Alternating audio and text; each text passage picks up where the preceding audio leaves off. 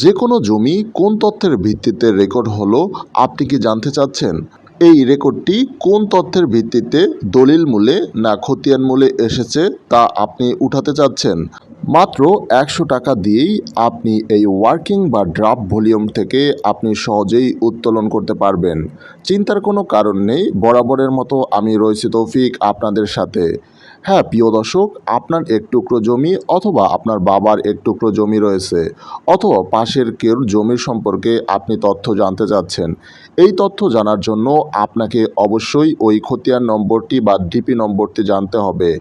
এই ডিপি নম্বর জানার পর আপনাকে অবশ্যই উপজেলা সেটেলমেন্ট অফিস অথবা জোনাল সেটেলমেন্ট অফিসে যোগাযোগ করতে হবে। আপনাকে জানাতে হবে যে এই খতিয়ানটি কিসের ভিত্তিতে তৈরি করা হয়েছে, পূর্বের রেকর্ডের ভিত্তিতে, দলিল মূলে নাকি ওয়ারিশ মূলে তৈরি করা হয়েছে।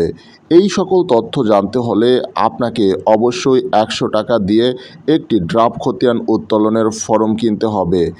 আপনাকে বোঝাতে হবে যে কোনো একটি কাজে আপনার এই ওয়ার্কিং খতিয়ানটি প্রয়োজন। যদি উপযুক্ত প্রমাণ দিতে পারেন তাহলে আপনাকে এক কপি ওয়ার্কিং খতিয়ান সরবরাহ করবে। এছাড়া আপনাকে আদালতের পারমিশন নিয়েও ওয়ার্কিং খতিয়ানটি দেখতে পারেন।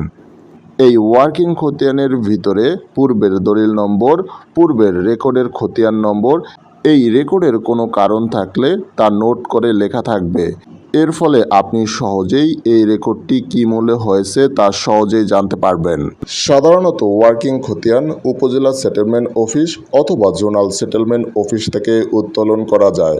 এই ওয়ার্কিং খতিয়ান উত্তোলনের ক্ষেত্রে আপনি সাবধানতা অবলম্বন করুন, নইলে আপনার কাছ থেকে অনেক টাকা দাবি করতে পারে। আশা করি ভিডিওটি বুঝতে পারছেন।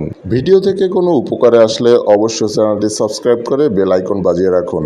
আসসালামু আলাইকুম।